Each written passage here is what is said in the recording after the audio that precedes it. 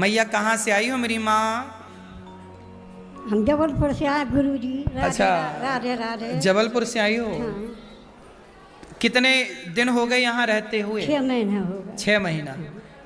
तो इन 6 महीनों में आपको यहाँ कोई तकलीफ तो नहीं हुई? हाँ गुरुजी, कोई तकलीफ नहीं है। अच्छा टाइम से खाना मिलता है, टाइम से दवाई मिलती है, टाइम से सब कुछ होता है। तो अभी आँखों का ऑपरेशन हुआ क्या? हाँ यहाँ भाई भैया 12-13 दिन हो गए। 13 दिन हो गए। हाँ। तो यहीं हुआ ऑपरेशन? हाँ।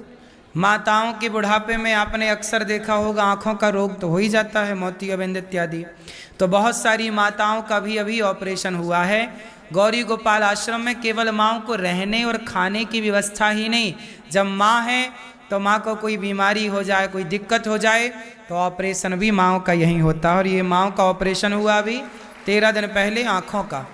और यहाँ माँओं को सब निःशुल्क है। मैया आपको कोई पैसे तो नहीं लगे? नहीं, कोई पैसा नहीं लगे गुरुजी। रहने के खाने के कोई पैसे तो नहीं कुछ लगे? नहीं लगे गुरुजी। कहाँ आप से यहाँ हैं? खुश हैं? हाँ बहुत खुश हैं हम।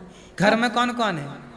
घर में गुरुजी पति है थे, खत्म हो गए, 9 साल हो गए। अच्छा। और एक लड़का है तो सो वो भी खत्म हो गए, 3 साल हो गए। अच्छा, बहू? बहू है तो वह 3-4 साल से मायके में बाबी नहीं आ रही। और बच्चे? बच्चे दो हैं, दो नाती हैं। तो एक की शादी हो गई, एक की नहीं भाई। तो पियाज खाते मारा ठोका थे। किसको मारता है? हमें भी और मियाँ तारी है भी, हमारी संतान नहीं है। तो आपका बेटे का बेटा है पोता? हाँ पोता है। तो पोता आपको मारता है? हाँ उन्हीं ने तो मार मार के भगाया। हमने टीवी में देखा तो हम इधर आ गए। पोते ने ही मैया को मार मार के भगाया। और मैया ने पोते की प्रताड़ना कितने दिन सहे, कितने दिन वह कष्ट सहे बुढ़ापे में मैया। तब यहाँ आई और मैया के पोते ने निकाला घर से।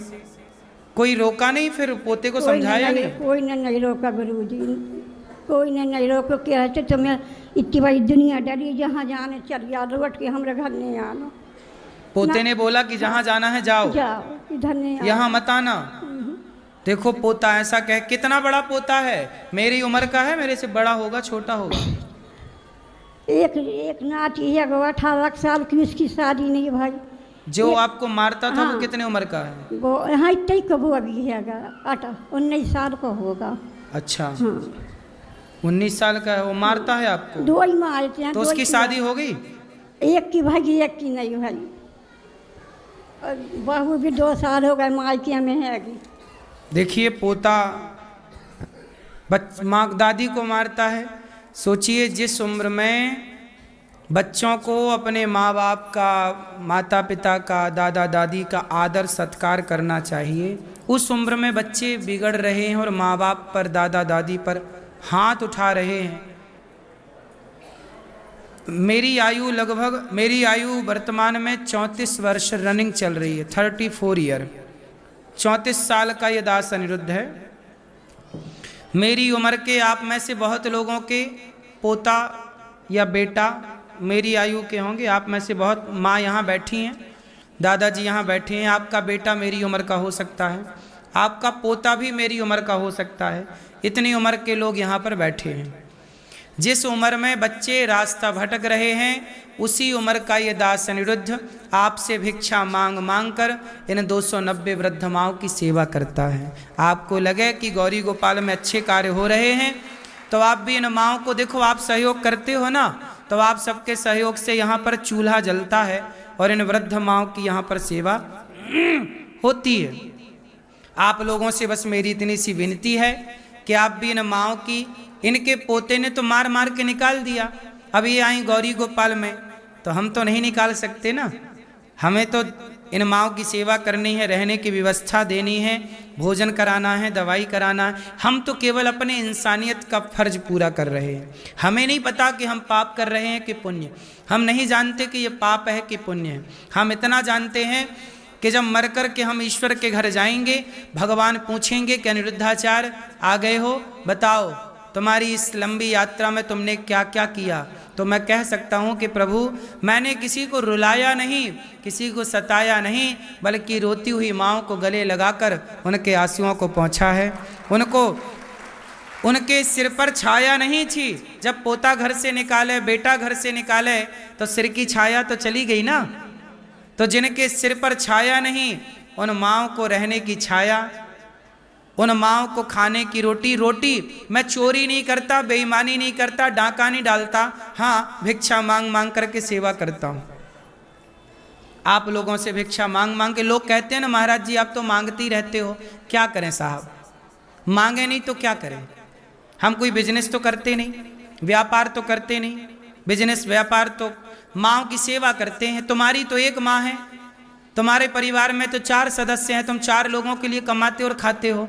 पर गौरी गोपाल में तो 290 माँ हैं, 150 बच्चे हैं, और यहाँ 400 गौ माता हैं, 100 से अधिक नंदी हैं। और कोई भी आ जाए वृंदावन में, लगभग 30,000 लोगों को पर डे नित्य यहाँ भोजन प्रसाद निःशुल्क मिलता है।